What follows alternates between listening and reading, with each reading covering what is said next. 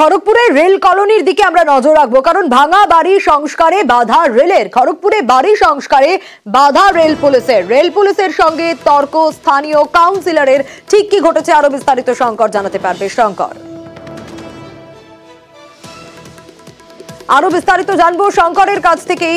শঙ্কর, কাউন্সিলরের বাধায় ফিরল রেল। এই যে রেল কলোনিতে ভাঙা বাড়ি সংস্কারে রেলের বাধা এবং তারপর কাউন্সিলরের যাওয়া, ঠিক কি ঘটেছে?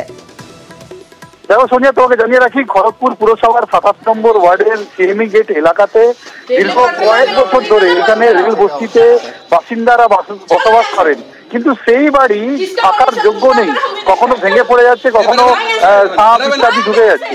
সেই সব বাড়ি যখন তারা রিপেয়ারিং করতে যাচ্ছেন, তখনই রেল পুলিশ বা রেলের আধিকারিকরা সেখানে বাধা দিচ্ছে। ফলে গতকালও যে সন্ধ্যেবেলা যখন এরকমই এলাকার বাসিন্দারা তাদের যে পুরনো বাড়ি সেটাকে সংস্কার করছিল, তাতে রেল পুলিশ এসে বাধা দেয় এবং তাদেরকে কাজ বন্ধ করতে নির্দেশ দেয়। ইতিমধ্যে সেখানে খবর পেয়ে খড়গপুর পুরসভার 27 নম্বর ওয়ার্ডের যে কাউন্সিলর রোহান দাস সেখানে পৌঁছায় এবং রেল পুলিশ এবং এই যে রেলের আধিকারিকরা রয়েছেন তাদের সঙ্গে বাঁকাবিদ্যা চলে।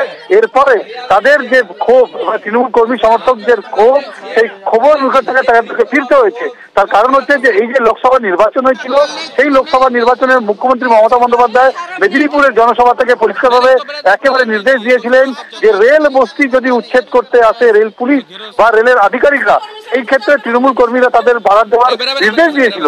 রীতিমতন সেই নির্দেশকে মেনেই একেবারে যখন রেল পুলিশের কর্মীরা দিতে আসে, যখনই